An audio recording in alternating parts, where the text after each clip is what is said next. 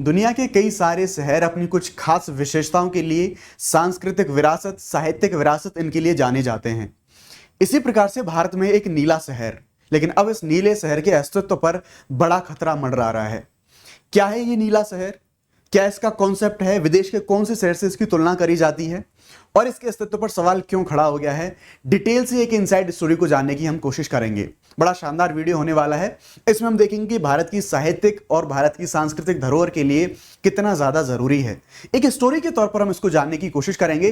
अंत तक वीडियो में जरूर बने रहिएगा। नमस्कार, मैं हूं आपका दोस्त Shubham Sisodia. Let's crack UPSC CSE Hindi पे आपका बहुत बहुत स्वागत है। दोस्तों, टॉपिक को शुरू करें उससे पहले आपके लिए कुछ जरूरी सूचनाएं हैं। उन सूचनाओं के बारे में हम डिस्कस कर लेते हैं। अनअकैडमी ने अपना 9वां जन्मदिवस मनाया है, जिसके उपलक्ष्य में अनअकैडमी ने बहुत शानदार ऑफर्स को रिवील करा है अपने एस्पिरेंट्स के लिए, जिनमें अनअकैडमी ने अपने सभी कोर्सेज पर 50% का जो ऑफ है उसको यहां पर लाइव कर दिया है। लेकिन ध्यान रखना, ये सिर्फ और सिर्फ 23 दिसंबर तक ही ऑफर आपको मिलने वाला है, तो जल्दी करना, क्योंकि ये गोल्डन अपॉर्चुनिटी है यूपीएससी सीएसई एग्जाम के लिए, एक गाइडेंस के लिए। साथ ही साथ 50% ऑफर के साथ में सभी बैचेस को डबल ड्यूरेशन में आपको जो एक्सटेंशन है वो देखने को मिल रहा है। यदि अगर आप 12 महीने का कोई कोर्स परचेस करते हैं तो 12 महीने का उस पर एक्स्ट्रा, यानी कि वो 24 महीने का आपको यहां पर मिलेगा। तो ये गोल्डन अपॉर्चुनिटी हो सकती है अगर आप यूपीएससी सीएसई के लिए प्रिपेयर कर रहे हैं तो। इन सभी बैचेस में आपको prelims, main, GSC set, test series, सारी चीजें, 1-to-1 मेंटरशिप, सारी चीजें आपको एक ही जगह पर मिल जाएंगी ना। शिखर बैच 2026 के लिए जो कि हिंदी में होने वाला है, आरंभ बैच 2026 के लिए जो कि इंग्लिश में होने वाला है, इग्नाइट बैच जो कि 2026 के लिए इंग्लिश में होने वाला है, और इसी प्रकार से आगाज बैच 2027 के लिए जो कि फाउंडेशन बैच होने वाला है, इसको आपको अवेल करना है। तो आपको शुभ 50, दिस इज माय कोड, ये कोड अगर आप लोग यूज करेंगे तो आप जो मैक्सिमम डिस्काउंट है आप इसको अवेल कर पाएंगे।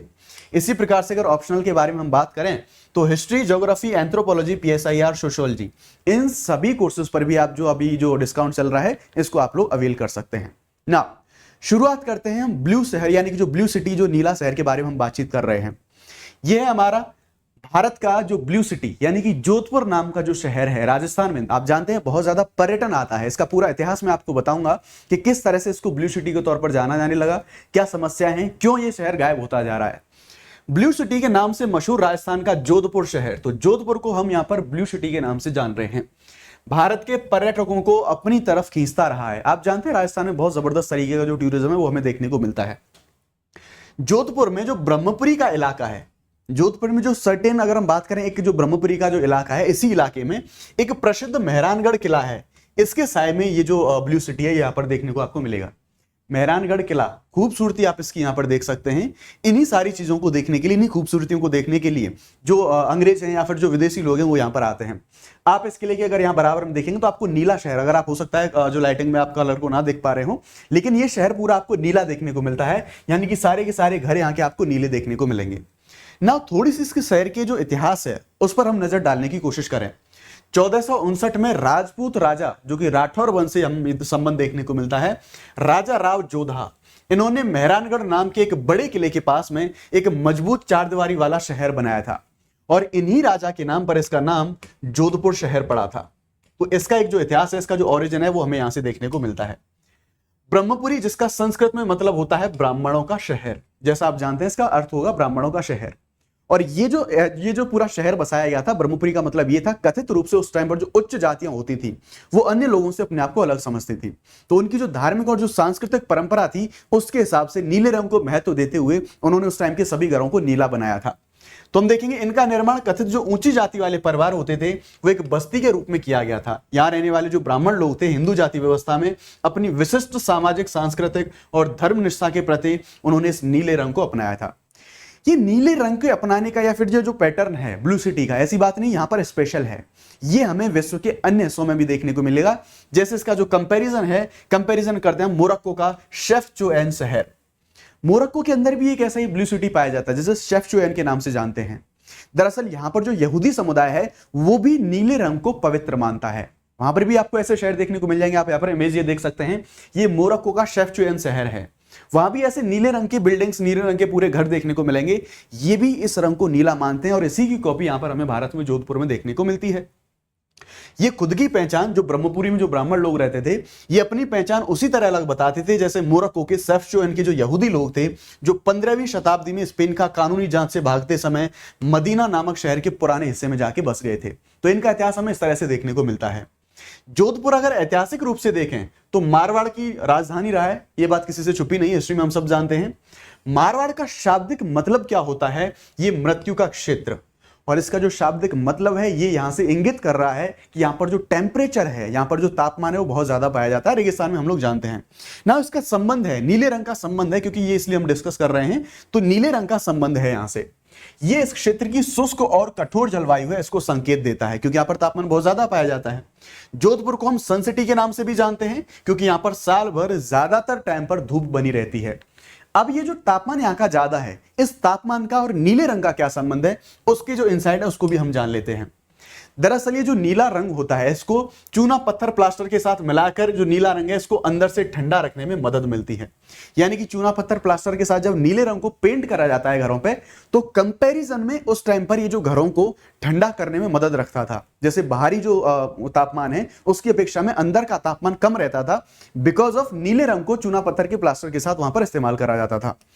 अब आगे जब हम बढ़ेंगे तो ये घरों को ठंडा रखने के अलावा इस पेंट से कीड़े मकोड़े से बचाव करने वाले गुण भी इसमें पाए जाते थे।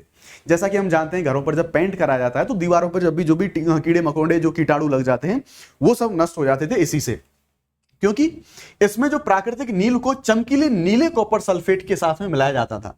तो जो कीड़े मकोड़े मरते थे वो नीले कॉपर सल्फेट के कारण उनकी जो मृत्यु वो हमें यहाँ पर देखने को मिल जाती है, यानी कि शुद्धिकरण भी यहाँ पर हमें देखने को मिलता है।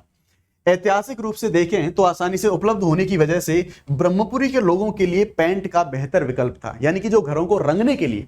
क्यों? क्योंकि राजस्थान का एक बयाना क्षेत्र है, उस बयाना क्षेत्र में नील का उत्पादन बड़े स्तर पर होता था। तो बयाना से लोगों को जोधपुर में अवेलेबिलिटी नील की आराम से हो जाती थी, इसलिए वो नील को एक पेंट के विकल्प के तौर पर देखते थे और सस्ता भी अवेलेबल हो जाता था, इसलिए वो सभी लोग जो नील को एक विकल्प, अच्छे विकल्प के तौर पर देखते थे। लेकिन समस्या कब आई, यानी कि जो खतरा है, इस पर जो लुप्त होने का खतरा है, वो कब से पैदा होने लग गया? तो हम जानते हैं कि जब तापमान बढ़ने लगा ग्लोबल वार्मिंग की वजह से, तो यहां पर इस रौनक को, यानी कि जो नीला इसका जो एक इतिहास चलता आया था, उसको धक्का पहुंचा। क्यों? क्योंकि अब घरों को ठंडा करने के लिए नीला रंग काफी नहीं था। क्योंकि देखो जब नेचुरल तापमान वृद्धि होती थी तो उस टाइम पर नीले रंग में इतनी थोड़ी बहुत इतनी ठंडक हो जाती थी कि काम चल जाता था। लेकिन अब ग्लोबल वार्मिंग की वजह से तापमान और ज्यादा गर्म तापमान हमें देखने को मिलता है। तो अब बिना एसी के, बिना कूलर के, अब ये नीला जो रंग था ये पर्याप्त नहीं था घरों को ठंडा रखने के लिए। एक रीजन इसके जो नील का यूज करते थे, नीले रंग का यूज करते थे, वो कम यूज हमें देखने को मिलता है। दूसरा, लोगों की आय में वृद्धि हुई, यानी कि लोग पैसा कमाने लग गए, आजीविका अच्छी होने लग गई, तो लोग जो मॉडर्न जो सुख सुविधाएं हैं उनको भोगने लगे, जैसे एसी, फ्रीजर और जो कूलर हैं उनको खरीदने लगे। तो फिर लोग ये नीले रंग की जो पुताई है उसको कम करने लग गए। एक रीजन ये आधुनिक सुविधाओं की तरफ से भी ये कम कर दिया गया। एक दशक पहले तक घरों को नीला रंग करवाने में लगभग 5,000 रुपए का खर्चा आता था, यानी कि जब पुराने समय की बात करें तो क्योंकि नील की अवेलेबिलिटी अच्छी थी तो 5,000 रुपए में लगभग अगर घर का पेंट होता था, तो आज के टाइम पर नील की अवेलेबिलिटी नहीं है, तो अब वही खर्चा बढ़ के लगभग 30,000 रुपए का हो गया है। तो सीधी सी बात है, जब सस्ते दामों में पेंट मिलने लगा तो कोई नीले रंग से पुताई क्यों करेगा घर की? तो एक ये भी कारण हमें देखने को मिला। आगे अगर हम बात करें तो अब शहरों में घर बनाने के पुराने तरीके पीछे छूट गए हैं। ज्यादा तापमान के बारे में बात करें, ज्यादा तापमान वाली वैसी जगह जहां पर घर बनाने के लिए चूना पत्थर का इस्तेमाल होता था, अब उसकी जगह पर सीमेंट की जो कंक्रीट ने ले ली है, जो कि नीले रंग को ठीक से सोख नहीं पाती। हम जानते हैं अब तो जो सारे हमारे स्ट्रक्चर बन रहे हैं, सारी संरचना बन रही हैं, अब तो कंक्रीट की बन रही हैं। तो यहां पर आपको जब ये कंक्रीट की सारी संरचनाएं देखने को मिल रही, तो एक ये भी कारण है, आपने कॉन्सेप्ट पढ़ा होगा अर्बन हीट आइलैंड, जो कि शहर के बाहरी क्षेत्र की तुलना में अंदर का जो तापमान है वो बढ़ जाता है, और उसकी वजह से अब जो नीला रंग है वो पर्याप्त नहीं है वहां के तापमान को कम करने के लिए। उसी प्रकार जब हम आगे बढ़ेंगे तो 2018 में स्थानीय अधिकारी, क्योंकि देखो जो नीला शहर जोधपुर था, देश दुनिया से विदेशी लोग, बहुत सारे लोग इसके नीले जो शहर की, इसकी जो एक साहित्यिक और जो सांस्कृतिक इसकी पहचान थी, लोग टूरिस्ट आते थे वहां पर घूमने के लिए, उसको देखने के लिए। लेकिन अब वो नीले घर विलुप्त होते जा रहे हैं, रेयरली कम बहुत घर ऐसे देखने को मिलते हैं। तो इस सारी चीजों के संरक्षण के लिए वहां की अथॉरिटीज ने और स्थानीय लोगों ने मिलकर इस शहर की पहचान को संरक्षित करने का जिम्मा उठाया था। और उसी तरह 2019 से हर साल 500 घरों का बाहरी दीवारों को नीले रंग से रंगने के लिए ब्रह्मपुरी निवासियों से स्थानीय स्तर पर धन भी जुटाया गया। यानी कि यहाँ के स्थानीय निवासियों का यह कहना था कि अगर विदेश से हमारे शहर की सांस्कृतिक और साहित्यिक विरासत को देखने के लिए कोई आता है और उसको फोटो खिंचाने के लिए नीली दीवार तक नहीं मिलती, तो ये हमारी संस्कृति पर, हमारे ऊपर एक तमाचा साबित होगा। क्यों? इसके पीछे का रीजन ये है दोस्तों कि जो मोरक्को का शेफचुएन शहर है वो तो अभी तक संरक्षित है, तो भारत में जो हमारे जो जोधपुर है इसको हम संरक्षित क्यों नहीं कर पा रहे हैं, ये एक चीज हमें देखने को मिलती है। तो एक रीजन ये भी था कि जो टाइल्स का यूज है, जैसे पहले हम जो चूना पत्थर है ऐसी दीवारों का यूज करते थे, लेकिन अब हम टाइल्स का यूज करने लग गए क्योंकि नालियां खुली होती थी, उसकी वजह से हमें देखने को मिला कि जो गंदगी है या फिर जो साफ सफाई है वो नहीं रहती, तो अब हम टाइल्स का इस्तेमाल ज्यादा करने लगे, तो नील का एक कम होने का कारण ये भी हमें देखने को मिलता है। तो ये सारे वजह हैं जो जोधपुर अभी जो अपने नीले शहर की एक जो अवधारणा है, जो इनका एक इतिहास है, उस इतिहास के लिए काफी ज्यादा स्ट्रगल कर रहा है। ये था हमारा पूरा टॉपिक आज के करंट अफेयर के बारे में।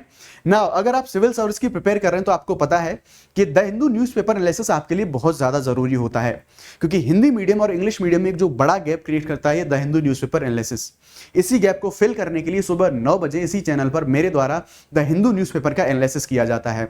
अगर आप यूपीएससी या फिर कोई भी स्टेट पीसीएस का एग्जाम दे रहे हैं तो ये आपके लिए मील का पत्थर साबित होगा आपकी तैयारी में। सुबह 9 बजे लाइव इस सेशन में जुड़ना ना भूलें। उसी के साथ साथ इंडियन पॉलिटी और कॉन्स्टिट्यूशन को हम कवर कर रहे हैं, इसी चैनल पर आपको प्लेलिस्ट मिल जाएगी।